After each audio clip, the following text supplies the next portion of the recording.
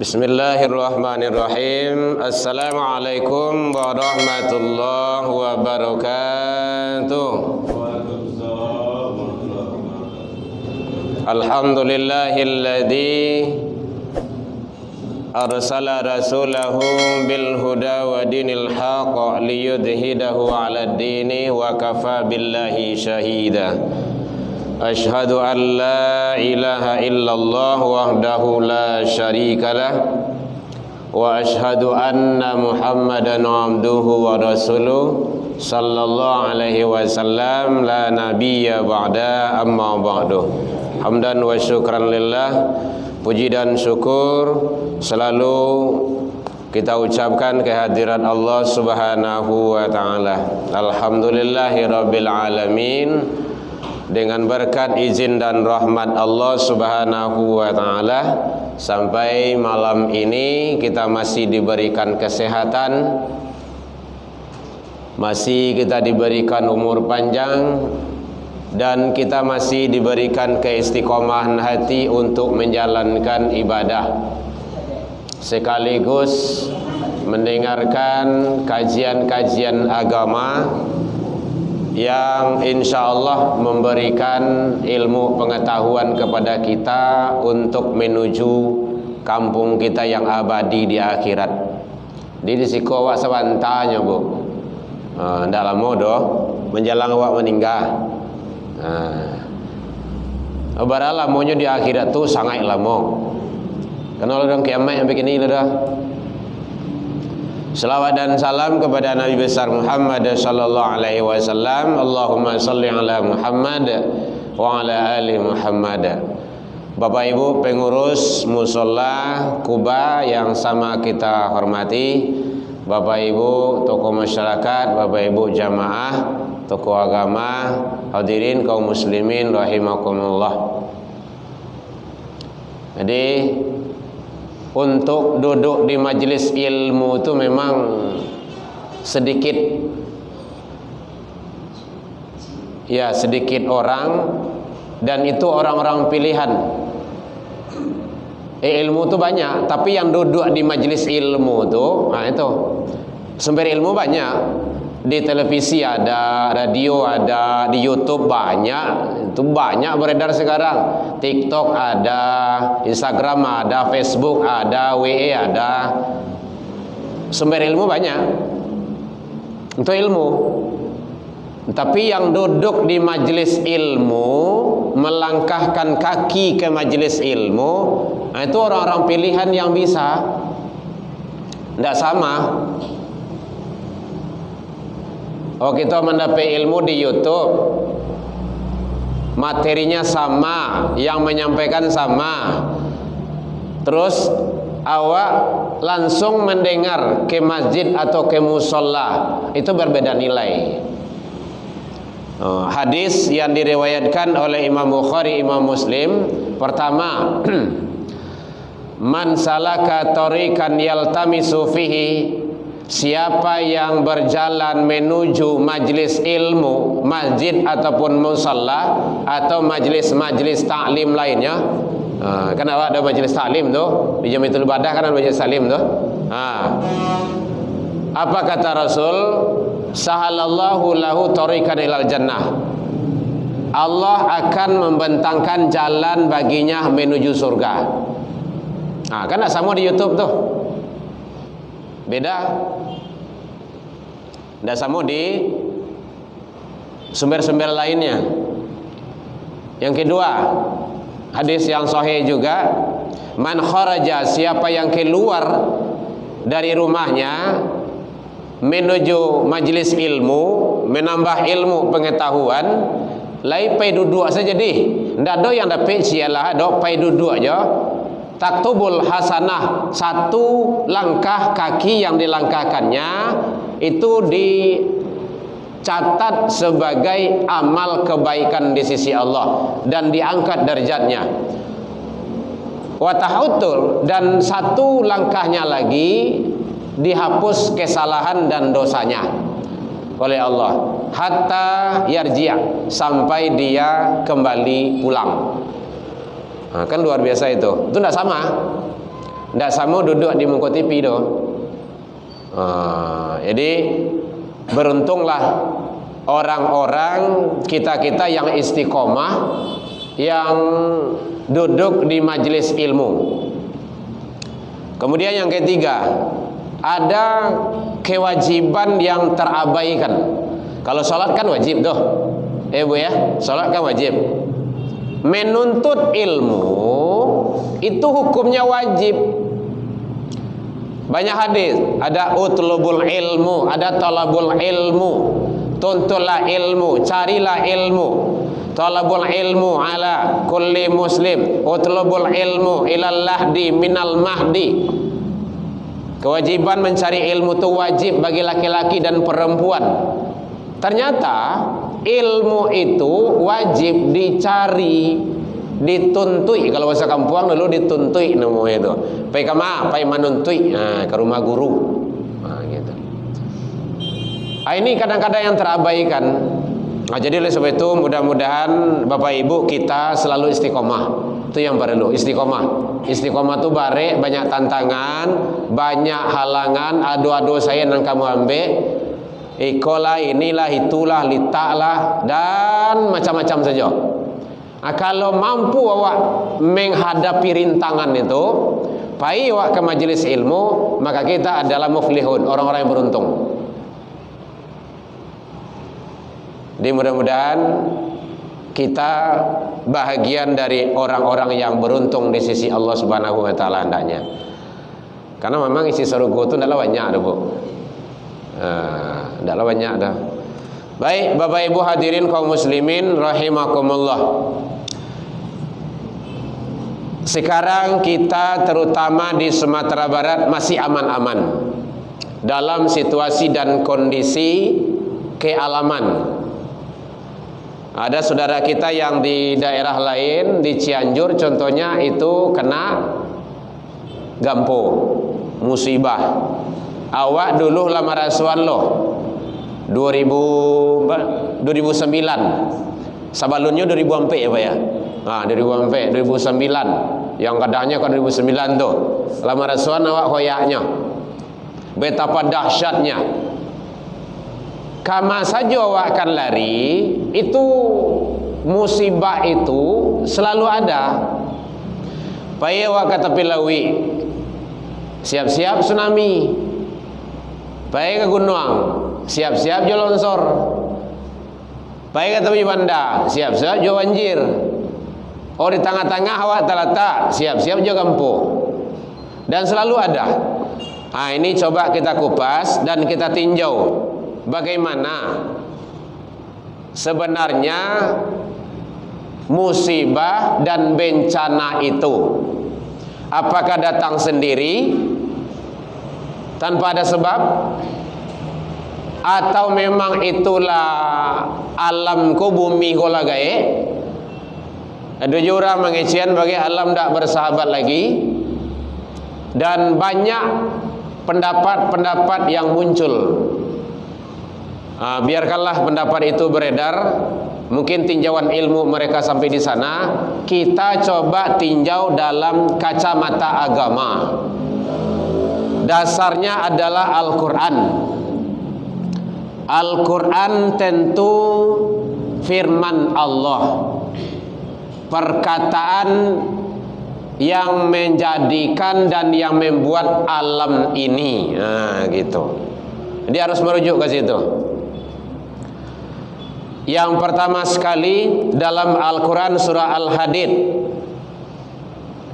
ayat yang ke-22, Allah menjelaskan ma asaba min musibatin fil ard wala fi anfusikum, apa saja tiada suatu pun musibah yang menimpa di bumi ini, wala fi anfusikum, juga pada dirimu, kata Allah seperti itu, illa, kecuali fi kitabin min qabli an nabra'aha, sudah menjadi ketentuan yang tertulis oleh Allah di Lauhil Mahfuz.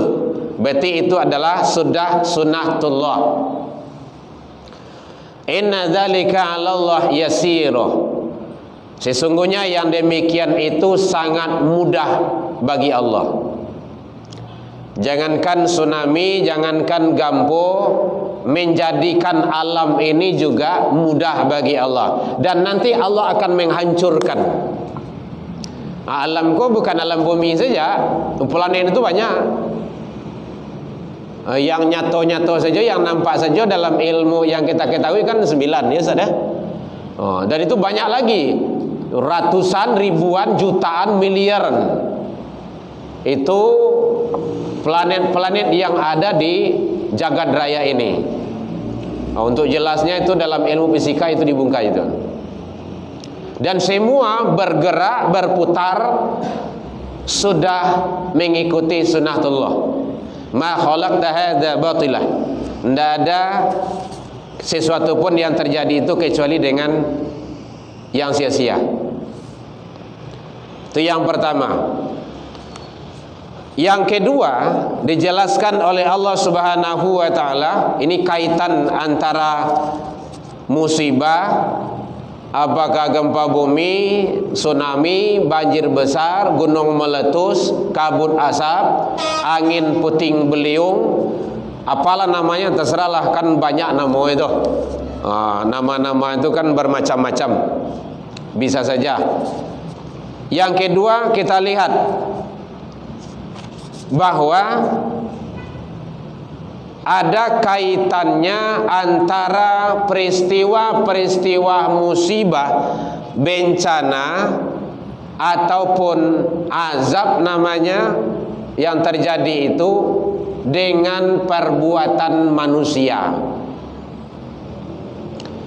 Kita lihat yang pertama sekali, bahwa gempa tersebut kita tinjau bisa kita sebut sebagai azab ataupun sebagai siksaan kepada kaum masyarakat atau penduduk.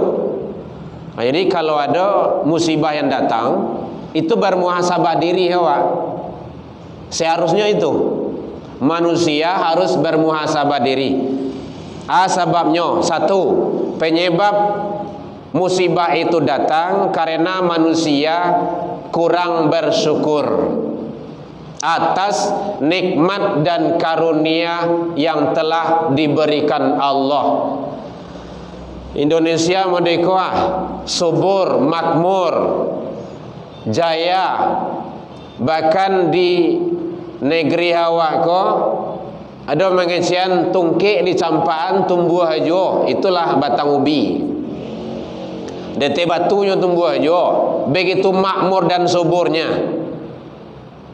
Tetapi karena kurang bersyukurnya mungkin pengelola, mungkin itu penguasa, mungkin itu pihak yang berwenang, atau dia punya kekuatan dan kekuasaan untuk menguasai itu, akhirnya apa yang terjadi? Itulah sebabnya. Contoh, sebab terjadi banjir karena hutanlah dibabat habis. Dan itu biasa, hukum alamnya memang seperti itu. Yang menahan air di atas itu kan pohon-pohon. Ini pohon tu lah cair lah habis. Kalau sempat naik pesawat Bapak Ibu, carilah tu ke bawah tu, habis itu. Hujan hari lebih hujan, banjir. Apalagi kalau membuat rumah dakik-dakik batang air loh. Risikonya memang seperti itu. Jadi makanya ma yaf'alullah bi'azabikum, kata Allah. Mengapa Allah akan menyiksa dan mengazabmu? In syakartum wa amantum, jika kamu bersyukur dan beriman. Bertindak penuh syukurnya, kurang syukurnya. Oleh sebab itu tentu yang kena, yang akan merasailah tentu rakyat. Kadang-kadang orang babue awak yang kanai. Itu gitu. Tetapi modaliko, kami kan tak salah-salah dah. Kami tak satu dah. Bang kok kami je nang kanai bagai. Kau teorinya Pak Ibu. Awak kini ko samuh balai ada te kapal. Kapal tahu Bu? Awak di Indonesia ko balai ada te kapal. Ko contoh kapal ko. Wah, kapal. Awak siko ko. Pulau yang akan kita tuju jauh, lautan sangat dalam. Kapal Indonesia ini besar. Kemudian ada beberapa orang, sekelompok orang yang mencoba melubangi kapal. Inyo ingin mengambil air, mungkin air habis untuk mandi, untuk alam, untuk mencuci segala macamnya. Nyulubangi kapal tu, awak dalam balai gua. Kira-kira awak padia atau awak tagan. Kalau kita biarkan nan mati tenggelam, indah inyo saja doh. Saduala penduduk kapal tu mati tawanam. Jadi kalau ada orang berbuat maksiat, ditampai awak, karena awak itulah hukumnya. Tapi baa caronyo supaya ndak kanai cegah. Itu caranya. Jadi kalau ada judi di tempat awak, ya penguasa pewenang harus mencegahnya. Kalau ada narkoba, cegah. Ada perbuatan-perbuatan asusila lainnya, cegah. Makanya Nabi mengecehan teori mencegah itu, man ra'a minkum mungkaran falyughayyiru biyadih. Kalau engkau melihat kemungkaran, cegahlah dengan kekuasaanmu. Siapa penguasa? Kalau ada nampak di lingkungan RT, Pak RT wajib mencegah. Nampak di lingkungan RW, Pak RW wajib mencegahnya. Nampak di rumah tangga kemaksiatan, wajib orang tua untuk menumpasnya, mencegahnya. Kadang anak gadi pulang lama-lama pada dia saja. Itu maksiat, mengundang bencana. Mulai kini kan namanya tu kalau dulu homoseksual namanya, lesbian. Kalau kini namanya LGBT.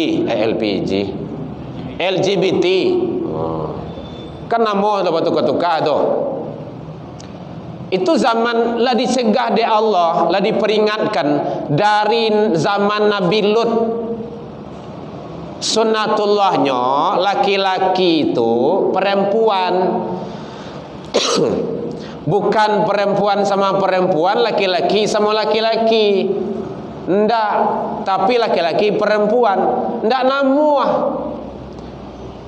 Mungkin kain pon Bapak Ibu entah masuk entah ndak lah. Tapi KWA hambo masuk. Beberapa hari yang lewat, dia memperlihatkan fotonya, akte nikahnya, buku nikahnya, laki-laki sama laki-laki, gambar burung Garuda. Nih, kami sudah nikah sah. Lah boleh nikah di Indonesia. Bangganya. Apa yang itu? Inyo yang berbuat maksiat, tapi ada orang yang melegalkannya. Mungkin beberapa orang nyampang azab musibah datang di balian bumi itu ndak inyo kajo nang kana itu. Jawa-awak. Tabalik sedonya. Makanya Allah menyampaikan di sini di dalam Al-Quran, contohnya dijelaskan ini surat Al-Anfal, wattaqu fitnatan la tusibannalladzina zalamu minkum khassah. Dan peliharalah dirimu, keluargamu, anak turunanmu seluruhnya dari siksaan Allah, yang mana siksaan Allah tidak hanya menimpa orang-orang yang khusus di antaramu. Kalau inyo berbuat salah, berbuat dosa, indah inyo saja nang kanai do, jawa awak kanai. Kalau datang banjir, kan dah inyo nang kanai do, orang nang buat dosa do. Orang yang dak buat dosa anyui yo. Ustaz, guru, buyah anyui saja. Ndak pandai berenang. Ndak ada, sama sedonya. Oh datang gampo pilih-pilih lenyo. koko rumah pak koko aku rumah iko kuah segan awak saja. Boleh kalau gampo tu lah sampai 10 lah. Nah, jadi oleh sebab itu bagaimana harus dicegah. Jadi penguasa harus mencegah. Tapi kalau penguasa lawan membuat dosa, membuat masalah tu pengkawala tu. Fa illam yastati' kata Rasul, kau tidak sanggup dengan kekuasaanmu, tidak sanggup dengan kekuasaan awak, tidak ada kuasa doh, tidak talok dah awak doh. Nyo kue, nyo banyak, nyo jaringan nyo hebat loh. Maka kata Rasul, fabilisani, dengan lidah, dengan lisan. Atau lidah lisan nasihat. Aku sini ceramah. Kalau ustaz, guru, buya, tentu ceramah yang bisa. Kalau Pak Wali, Gubernur, Pak Menteri ataupun aparat keamanan, joa, dengan kertas lembar saja selesai itu. Saya lihat itu, kan dulu ada kejadian itu. Tempat ini tutup, stempel diedarkan. Besok pagi tutup itu mah. Eksekusi langsung. Ini tempat ini banyak tempat maksiat, tutup. Buat surat stempel, edarkan sana. Besok pagi tutup itu. Penguasa hanya dengan selembar kertas. Itu hebatnya. Makanya kata Utsman bin Affan radhiyallahu anhu, Islam tidak akan tegak dan berkembang tanpa dengan sultan. Sultan itu adalah kekuasaan. Saya lihat sewaktu di Mekah dulu, 3 balai tahun Rasulullah tidak ada apa-apanya. Dicakir, dilantiang, dikejar, dimusuhi, difitnah, diadu domba. Tidak ada. Tidak ngelawan doh. Hijrah ke Madinah, sampai di Madinah ada sultan, kekuasaan. Balik ke Mekah balik, atakui orang Mekah dibuatnya. Maka jayalah Islam. Gitu. Mudah-mudahan dari Qatar gini ke muncul lah, ya Ustaz ya. Kalau mulai gini ke toh dari sepak bola toh, bahwa Islam itu adalah rahmatan lil alamin. Lama sudah kau. Ustaz. Bapak Ibu hadirin, jadi ternyata perbuatan-perbuatan maksiat itu mengundang bencana dan musibah. Kalau ingin musibah dan bencana jauh dari negeri hawa, hindarkan maksiat. Itu kuncinya. Tidak ada lain dari itu. Perbanyak kebaikan dan amal soleh. Konon kabarnya daerah-daerah yang tertimpa musibah itu kristenisasi itu banyak terjadi di sana. Jadi kepada saudara-saudara kami yang berbeda agama, jangan dilakukan itu. Itu bukan toleransi. Kalau ingin menyampaikan agama, sampaikan kepada umat kita masing-masing. Ustadz, ulama, buya, kiai kan kepada umatnya, mencerdaskan umat, kuatkan akidahnya, benarkan ilmunya, benarkan ibadah agamanya, bukan menyerang agama orang lain. Yang toleransi itu kita pahami dulu. Toleransi itu tidak mengganggu. Boleh dilihat dalam kamus itu, kamus besar bahasa Indonesia, membiarkan. Jadi kalau dia ibadah, biarkan, jangan digaduh. Kalau kita ibadah, jangan diganggu. Nyo yang tidak boleh mencampur aduan. Akhirnya mencampur aduan. Di gereja baca Al-Quran, di gereja salawatan. Itu tidak benar, itu salah. Mencampur aduan namanya itu. Tidak ada Rasulullah mencontohkan seperti itu. Buka marawis di situ. Jadi tugas kita kepada teman-teman pendeta, cerdaskanlah umat masing-masing. Jangan masuk ke arana orang lain. Jangan menyampaikan agama kepada orang yang sudah beragama. Itu dalam menjaga kerukunan kita itu. Anak-anak sekolah kan beraja kerukunan itu. Jadi sampaikanlah agama kita kepada umat kita masing-masing. Cerdaskanlah umat, kuatkanlah akidahnya, mantapkanlah ibadahnya, agar kita berjalan sebaik-baiknya di atas aturan Tuhan yang kita percayai. Nah, kan seperti itu. Bapak Ibu jamaah, jadi kurang bersyukur dan iman tak dua-dua. Itu yang penting. Nah, makanya penyebab salah satu musibah dan bencana itu datang kurangnya bersyukur dan iman tidak mantap dan tidak kokoh. Ini jelas. Karena Allah menyatakan seperti itu. Supaya jelasnya lihat di dalam Al-Quran surah An-Nisa surah yang keempat ayat 147. Nah, karena kita di YouTube kan banyak orang mendengar, di dunia kan juga mendengar orang itu. Supaya cerdas kita. Salah pula nanti kita yang menyampaikan. Bapak Ibu hadirin kaum muslimin, yang kedua, kenapa musibah bencana banyak bertubi-tubi datang selalu dan silih berganti? Karena penduduk bumi itu telah banyak yang ingkar. Terutama ingkar kepada Allah Subhanahu wa ta'ala. Ukuran sholat, kita tidak sholat. Tugas ulama, tugas guru agama itu mengingatkan. Para nabi dan rasul itu tugasnya mengajak, mengingatkan. Namun dan namun itu tidak urusan ini, urusan awak. Nah gitu. Jadi tugas kita Bapak Ibu menyampaikan, ada anak awak suruh hanya sholat. Awak kini kan pembiaran. Anak awak dan sembahyang, awak kan diam saja. Contoh kayak gitulah. Nah, mudah-mudahan kita tidak. Seharusnya kita marah kita. Karena sholat itu sangat menentukan. Jadi innalladzina yastakbiru, sesungguhnya orang-orang yang paling takabur dan sombong, kata Allah, bahwa dari menyembah kepadaku, yaitunya orang yang berat kepalanya itu untuk sujud.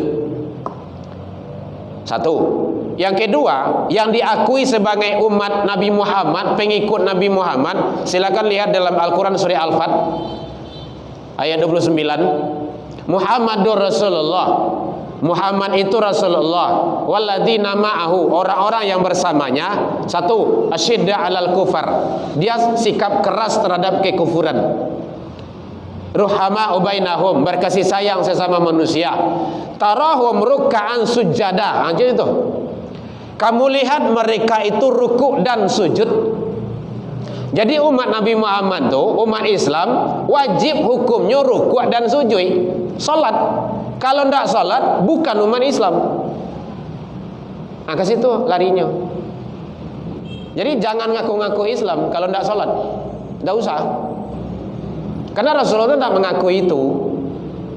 Al-Quran itu firman Allah. Lihat di dalam Al-Quran surah Al-Fatah, mana kemenangan itu, ayat 29. Ruhama ubainahum tarahum ruk'an sujada. Kamu lihat mereka itu rukuk dan sujud. Rukuk dan sujud itu sholat. Kalau ada umat Islam dia tidak sholat, itu pembohong dia itu. Munafik dalam beragama. Makanya beragama itu harus jelas-jelas kita. Bapak Ibu hadirin kaum muslimin rahimakumullah. Jadi salah satu yang kedua penyebab musibah dan bencana itu datang, kata Allah. Ini kata Allah nih, karena manusia telah banyak yang ingkar. Allah menyatakan, contoh, walau anna ahlal qura amanu wattaqau, jikalau penduduk negeri-negeri itu beriman dan bertakwa, iman dan takwa dua. Janji Allah, la fatahna alaihim barakatim minas samai wal ard. Allah akan turunkan barakah dari langit dan akan keluarkan dari bumi. Akan jadi itu. Kalau beriman, bertakwa, berkah turun dari langit, keluar dari bumi. Tetapi sebaliknya kata Allah, walakin kazzabu. Tetapi manusia tu banyak yang kizib. Kizib tu bahasa Arab panduto. Banyak manusia yang pendusta. Jadi ada yang tak pendusta lah.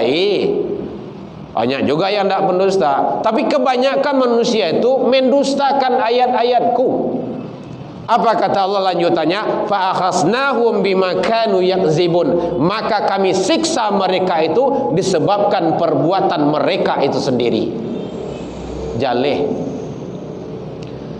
Jadi Bapak Ibu hadirin, ternyata termasuk yang mengundang bencana, musibah, malapetaka, bermacam-macam, itu adalah maksiat telah banyak, kemungkaran telah banyak, hukum Allah diingkari, yang halal diharamkan, yang haram dihalalkan.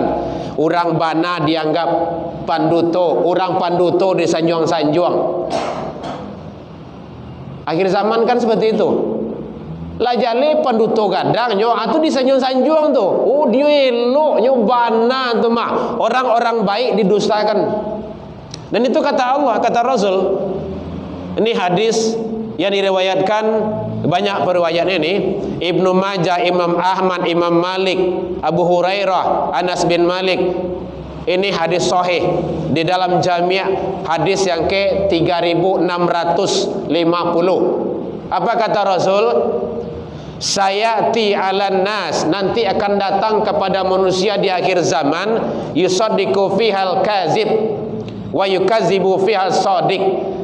Yang mana dikala itu terjadi tahun-tahun penuh dustaan, tahun bohong-bohongan lah gitu. Pada masa itu pendusta dianggap jujur. Orang jujur didutoi. Cari salah apa kalau tibu atau alun, wallahu a'lam lah gitu. Wa yutaman khanna fiha khain wa yukhawanu fiha aman. Orang-orang pengkhianat dianggapnya amanah, sementara orang yang amanah dikhianati. Ini kata Rasul. Jadi oleh sebab itu kita berselindung kepada Allah. Apalagi sebentar lagi tahun-tahun politik akan muncul dan akan datang. Nanti akan banyak janji-janji manis itu. Munafik-munafik akan muncul nanti itu. Kali munafik itu baca dari 3 tanda Bapak Ibu. Tanda 3-nya. Tidak usah dikeciannya munafik, tapi baca saya 3. Idza hadatsa kadzdzaba, apabila dia berjanji dia ingkar.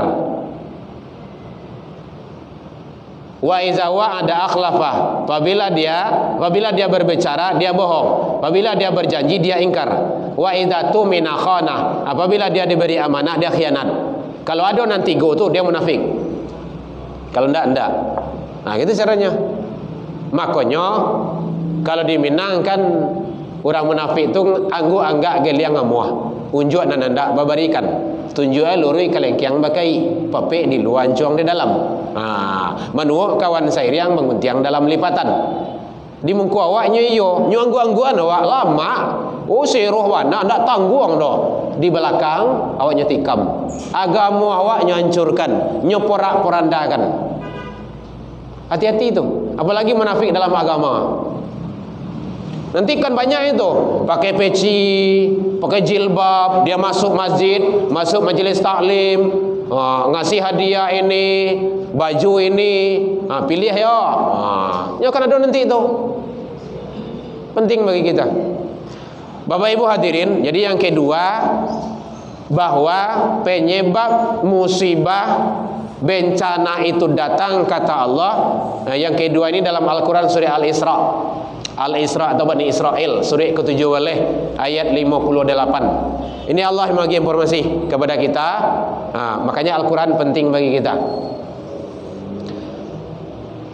Bapak Ibu hadirin kaum muslimin, apa kata Allah di sini? Bahwa penduduk bumi itu telah banyak mengingkari. Wa in min qaryatin illa nahnu muhlikuha qabla yaumal qiyamah. Tidaklah suatu negeri yang penduduknya telah durhaka, melainkan kami siksa, kami hancurkan penduduk tersebut, kami binasakan qabla yaumal qiyamah, sebelum hari kiamat. Bayangkan tak? Jadi sebelum hari kiamat dihancurkan dulu, dibinasakan dulu. Karena apa? Au mu'azibuha azaban syadid, atau kami azab mereka itu disebabkan perbuatan mereka dengan azab yang keras. Kita berselindung kepada Allah. Mudah-mudahan kampung kita, negeri kita, Kota Padang, Sumatera Barat, dan khususnya kita di Indonesia dihindarkan Allah dari azab yang seperti ini. Dengan catatan jalannya, hindarkan yang akan mengundang bencana tersebut. Ada nggak bertanya, Bu? Boleh. Kau seorang juga. Ya, jadi kita berduka, ya, tapi ambil hikmah di balik itu.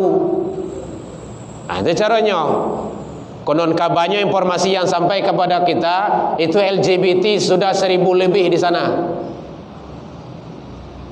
Kalau di awak di Sumatera Barat yang dapat informasi sampai kepada awak, kita ada datanya 5000 lebih. Laki-laki suku, laki-laki berdusi, suku berdusi. Dan itu wajib awak sampaikan, awak ingatkan. Tugas kita mengingatkan. Nabi Lut kan dulu juga diperingatkan, kaumku jangan seperti itu, tidak boleh, nanti Allah murka. Dia tidak mau, dia makin membangkang. Nah akhirnya apa?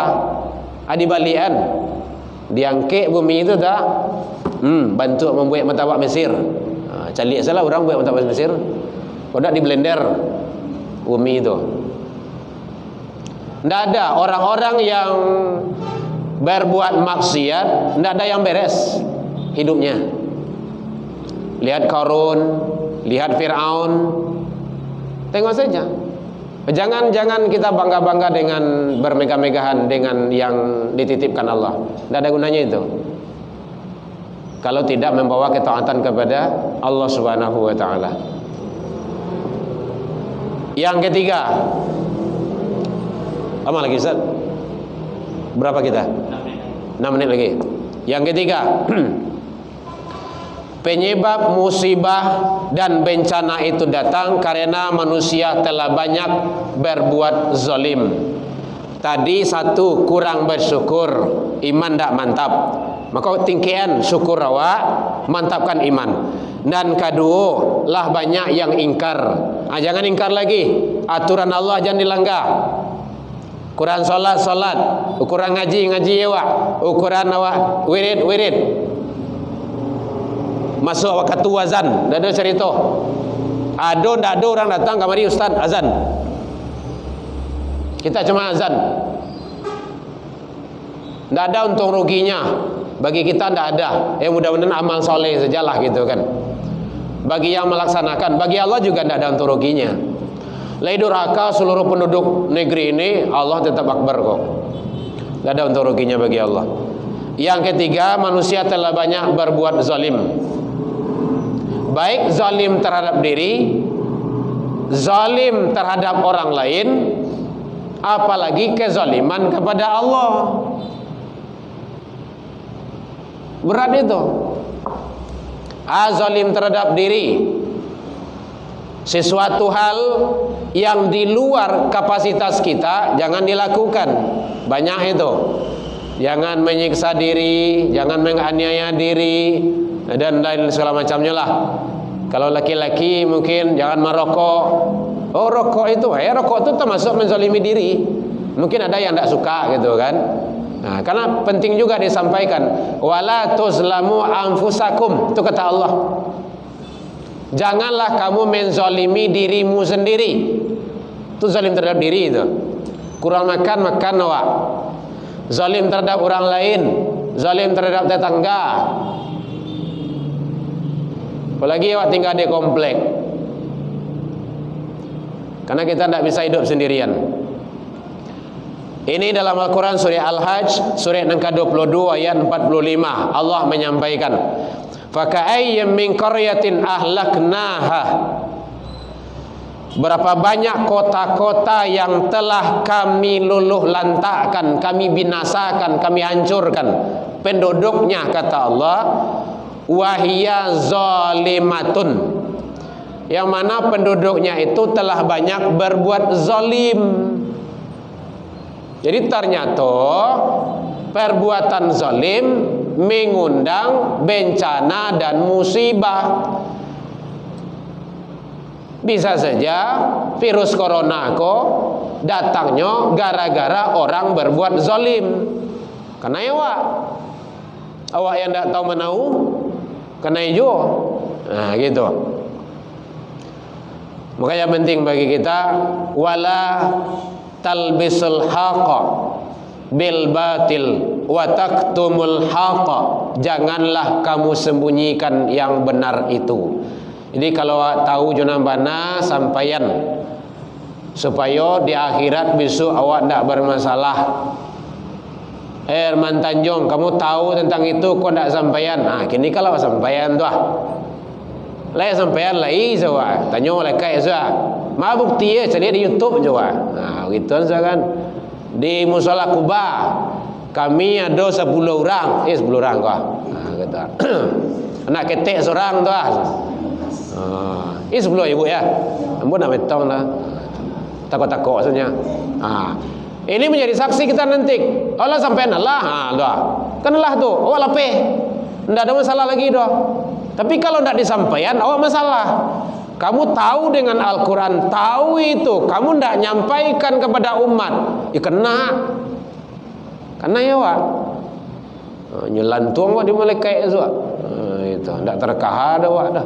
Ini tugas kita menyampaikan Bapak Ibu. Jadi anak-anak awak ajaknya, suruhnya salat. Awasi salatnya. Oh nyo lah gae kini ko lawa bini nyo anak awak ingin nyo salat. Ya iyo, kan anak awak. Kecuali kau ndak anak awak, sedang anak orang lain lawa ingin nyo sembahyang nyo. Lagi anak awak. Iya, sampai bilo awak ingin. Kalau ada pertanyaan yang kayak gitu, Bu, sampai bilo awak beranak nyo. Lah meninggal besok ndak nak awak le dah. Lain kan? Sampai di akhirat besok masih anak awak. Berarti ingin terus. Walaupun nyalah bini. Pulang ke rumah awak, jangan cari nenek nyoba cucu. Ingin, lagi sembahyang. Iyo masnya. Walaupun iyo masnya. Anak lah kadang-kadang wah. Bu ya, dia orang udah azan. Jadi ingin udo awak sembahyang bagai kalau ada udo awak, anak-anak awak, istri awak ajak seru dan bagaimana tetap istiqomah menjalankan ibadah. Baik Bapak Ibu, demikian saja. Allah minkum, mudah-mudahan Allah memberikan yang terbaik kepada kita, dihindarkan kampung negeri kita ini dari musibah, bala dan bencana. Ila liqa fastabiqul khairat, wabillahi taufik wal hidayah. Wassalamualaikum warahmatullahi wabarakatuh.